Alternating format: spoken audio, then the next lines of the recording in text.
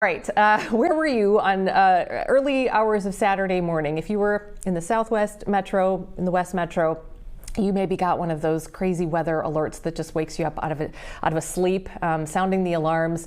Meteorologist Cody Matz was in the thick of it. If you had a chance to turn on the TV, which I know many people did, Cody, because when those things go off, first thing you do is turn on the TV or start streaming.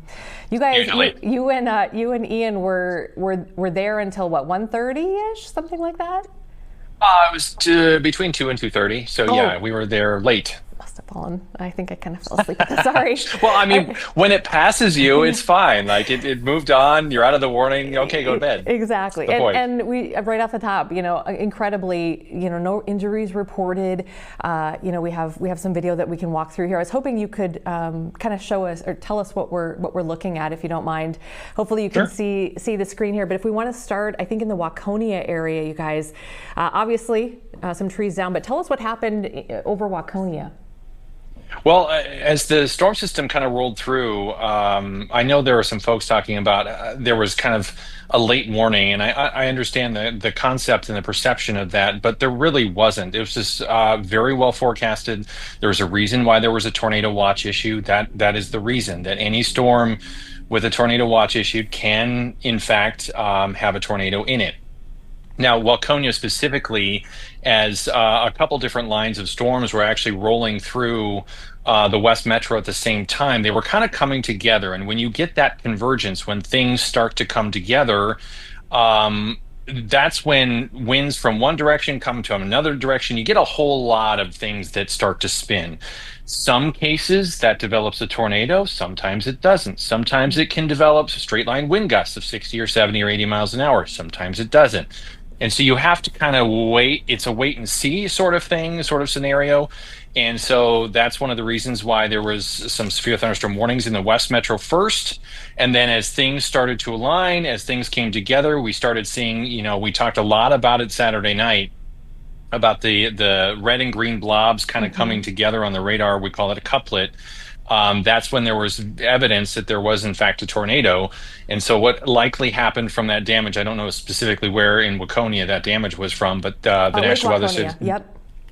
Yeah. So I'm assuming that's the north side of the lake. So north side of the lake, the National Weather Service did confirm that was an EF1 tornado with about 90-mile-an-hour spinning winds as opposed to the straight line version. Incredible. Let's go up to the Buffalo area now, show some video there. So rain, the main issue in this area. So talk to us about what happened just a little bit north here of the area we were just in. Yeah, so specifically in Wright County and parts of Sherburne County, really, as that northern line actually came through, it started interacting with the southern line and what we often call, and we went through just an absolute ton of acronyms. I feel like every business has their own kind of version of acronyms. The weather business is no different. We have acronyms for literally everything. I think we said probably 15 or 20 on air Saturday night. But what happens is when you get a strong line of storms, you can often get a literal area of low pressure to set up behind it. It's all formed by the thunderstorms itself. A lot of complicated processes. You just have to trust me on this.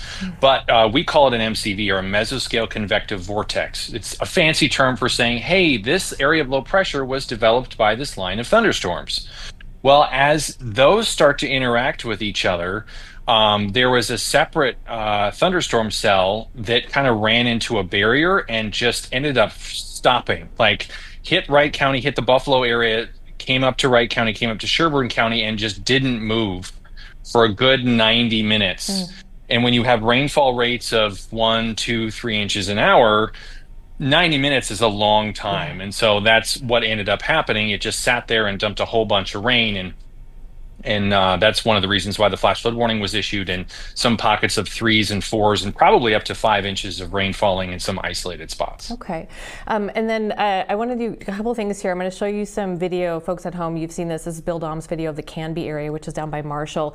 Also, while we're taking a look at this, tell us a little bit about that. And then there were so many moments during the coverage when you and Ian were saying things like, whoa, or ooh, wow.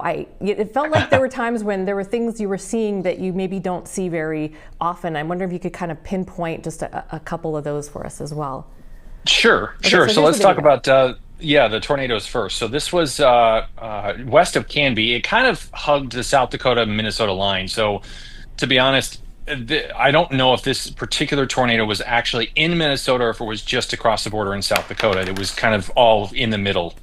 But talking to Bill Doms, I actually didn't talk to him, but Ian said that Bill said this was one of the most picturesque tornadoes he's ever actually chased. And the unique thing about this in particular, unfortunate for the farmers in the farm fields and the areas that were directly impacted by that. It's tough. I know there were some farmsteads that were destroyed, and I believe one of these is going to be at least an EF3 tornado. I think that's what I saw.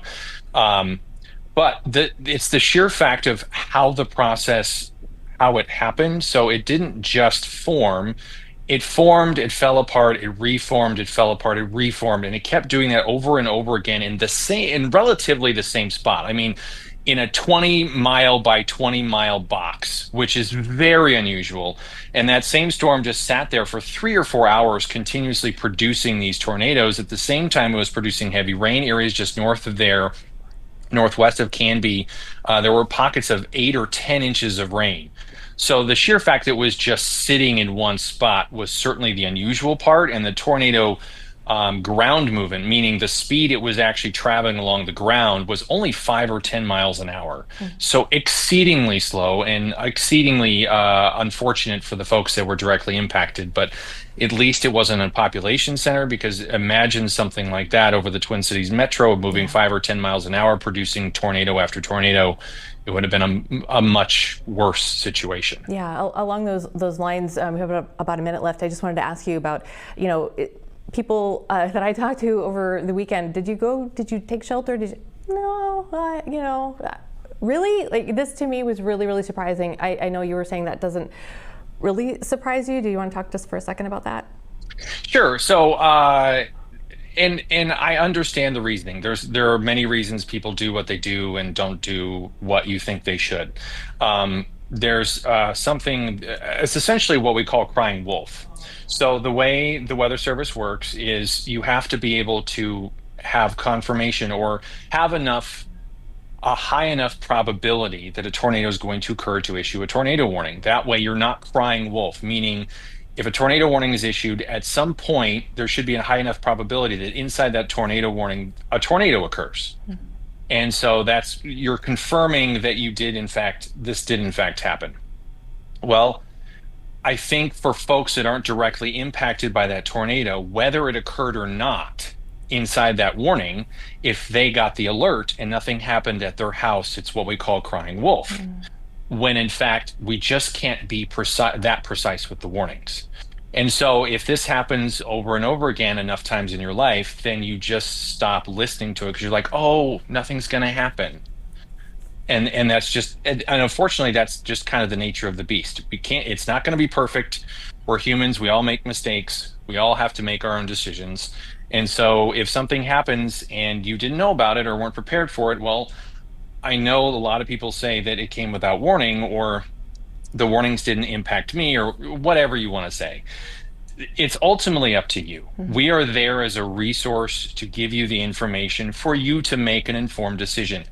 If you don't want to go to your basement when there's a tornado warning issued, that is absolutely on you. And I'm sorry that it has come to that, and that stinks, but we're telling you our scientifically based information, and you get to do with what you want with it. And I think that's one of the great things about this country, is that you can make that choice, but what happens next is on you. Yeah. It's not on the folks making the warnings. All right, thank you, Cody, and thanks for being there for us, you and Ian, on that night. A lot of us were. There were a lot of oohs and ahs from us because of things we haven't seen in around the metro in a very long time. Yeah.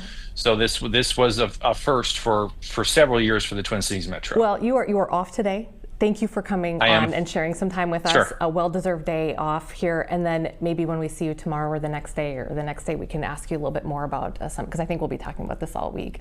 Probably. So thanks for taking. I mean, it is severe weather season, so it's all relevant all the way 100%. Through September. Yeah. All right. Thank you, Cody. I really appreciate it. Yeah. Okay. Take care. Anytime. See ya.